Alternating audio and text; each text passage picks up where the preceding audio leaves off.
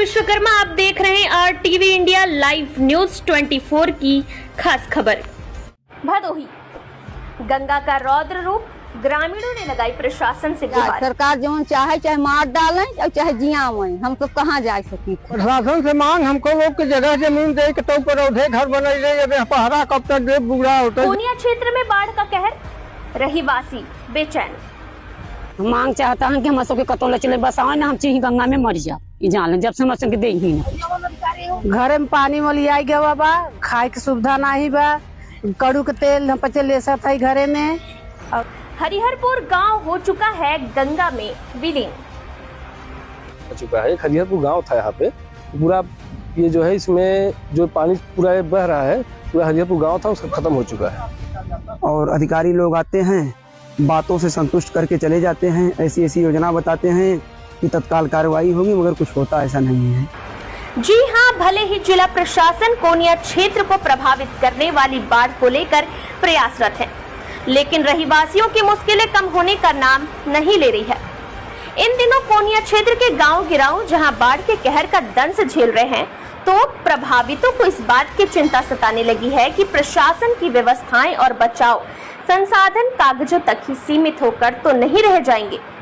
यही कारण रहा है कि प्रत्येक वर्ष की बाढ़ मध्यम वर्गीय परिवारों को उजाड़ने में देर नहीं लगाती, तो पूर्व की बाढ़ों ने एक दो परिवार की बात तो दूर, हरिहरपुर पूरे गांव को निगल लिया है। इसका उदाहरण सदर तहसील के अभिलेख में अभी तक साबित होता आ रहा है। खतरे के निशान से मात्र 2 मीटर नीचे बह रहा गंगा नदी का पानी अपना रौद्र रूप दिखाया तो कोनिया क्षेत्र का वजूद इतिहास के पन्नों में दर्ज होकर रहेगा। उनके कैमरे में कैद हुए बाढ़ की भयावह स्थिति की कहानी और प्रभावित लोगों की जुबानी दंग कर रहा है। आइए रुक करते हैं भदोही की ओर, देखते हैं भारत की बात राजेश तिवारी के साथ। मिश्रा, ग्राम प्रधान कोणी खुर्द।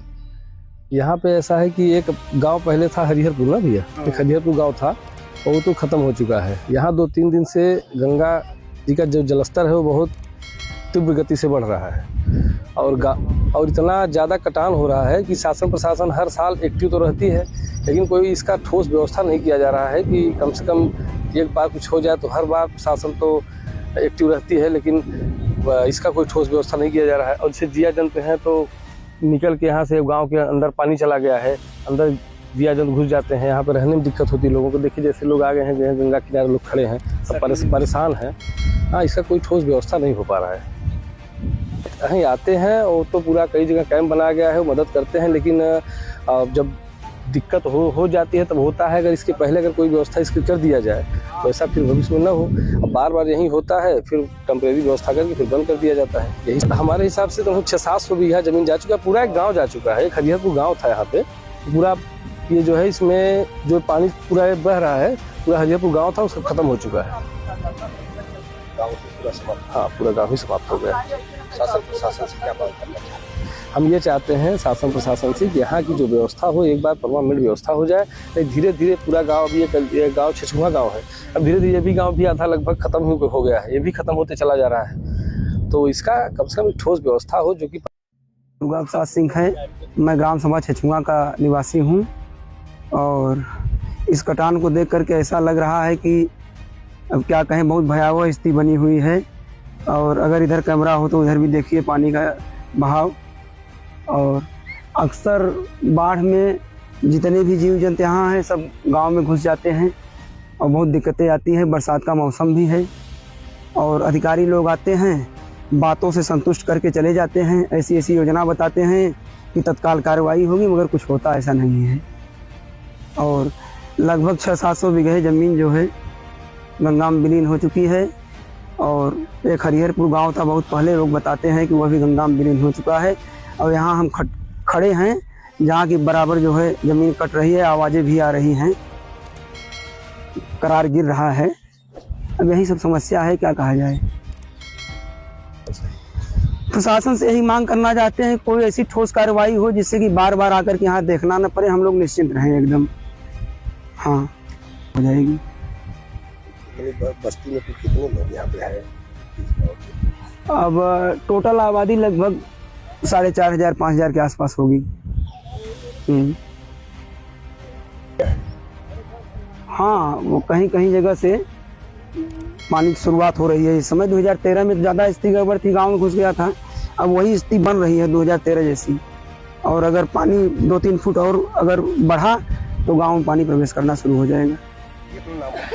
शैलेश कुमार पांडे, भारतीय जनता पार्टी मंडल अध्यक्ष डीग। ये ग्राम सभा इटहरा गंगेश्वर महादेव मंदिर है। जैसा कि देखा जा रहा है गंगेश्वर महादेव मंदिर के चारों तरफ गंगा जी का जलस्तर बढ़ने के लिए चारों तरफ जल भराव नजर आ रहा है। जी जी। तो ग्रामीण लोग यहाँ दर्शन करने कैसे आते हैं और किस तरह से? यहाँ के स्थानीय और ग्रामीण लोग यही गंगा के पानी में से ही होकर के भगवान भोलेनाथ की पूजन अर्चन करने के लिए आते हैं। जब तक गंगा मैया रहेंगी इसी तरीके से सब पानी में ही होकर आना जाना रहेगा।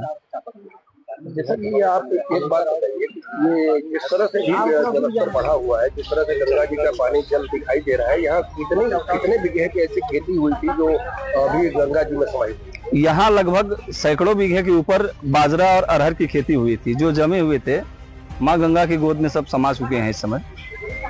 ये समस्या हर साल होती है? हर साल जब माँ गंगा की कृपा दृष्टि बनती है, इधर आती हैं, तो ये सब फसल समाप्त हो जाती है, नष्ट हो जाती है। शासन प्रशासन से क्या मांग करना चाहिए? शासन प्रशासन से यही मांग है कि यहाँ स्थानीय लोगों की जिन लोगों की ये फसल नुकसान हुई है, सबका कुछ न कुछ मुआवजा मिले, और यही शासन प्रशासन से हम लोगों की मांग है।